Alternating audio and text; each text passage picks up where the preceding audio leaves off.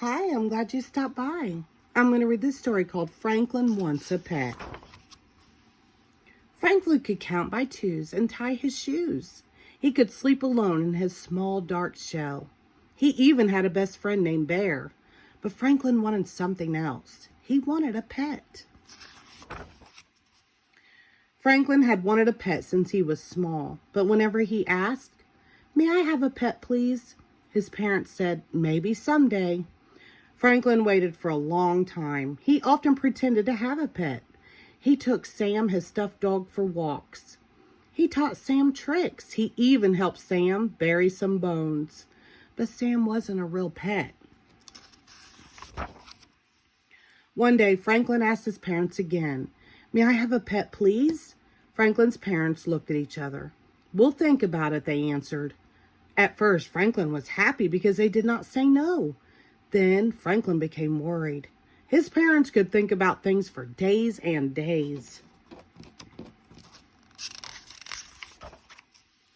That day, Franklin visited Bear and told him all about the pet he wanted. "If I had a pet, it would be a bird," said Bear. "Why?" asked Franklin. "Because birds sing beautiful songs," said Bear.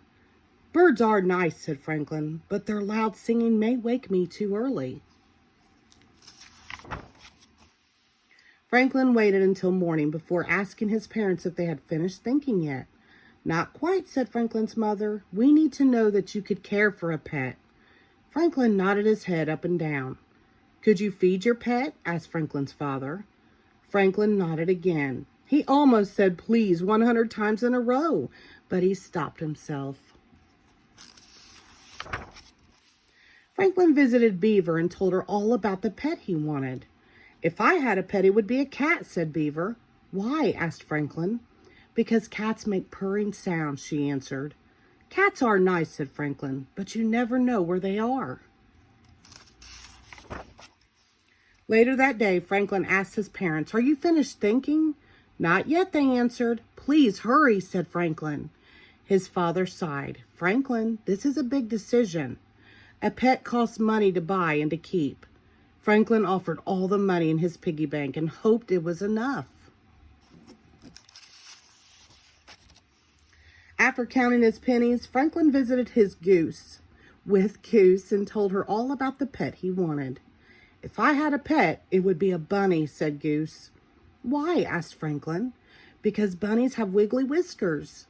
"Bunnies are nice," said Franklin, "but I think whiskers might make me sneeze."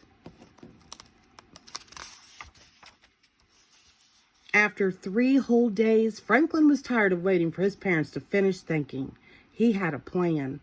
He brought Sam to the breakfast table. "I have been taking care of Sam for a long, long time," he said. "I will take good care of a real pet too. I will feed it. I will clean its house. We can take it to the vet if it gets sick." Franklin's parents smiled. "It sounds as if you've been doing a lot of thinking too," they said.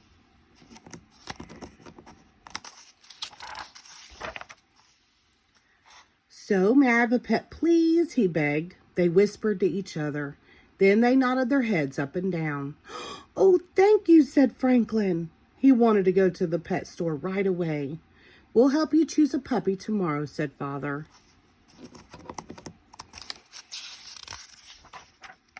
"No, thank you," said Franklin. "I do not want a dog." His parents were surprised. "Dogs are nice," said Franklin, "but I want a quiet pet." Franklin's mother asked if he wanted a kitten. "No, thank you," said Franklin. "Kittens are nice, but I want a pet that stays close by." "Is it a hamster that you want?" said Franklin's father.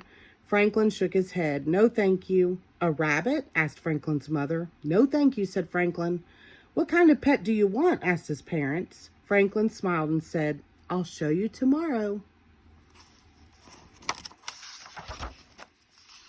At the pet store, Franklin pointed to a fish. "I want a goldfish," he said. "A goldfish?" they said. "Why?" "A fish cannot do tricks or play with you." So Franklin explained. He liked to watch fish swim slowly around and around.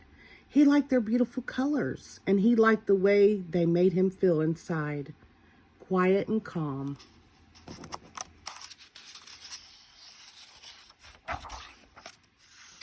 Besides, he said, I love goldfish. That's the best reason of all, said Franklin's parents. Franklin named his fish Goldie. He took very good care of her, just as he'd promised.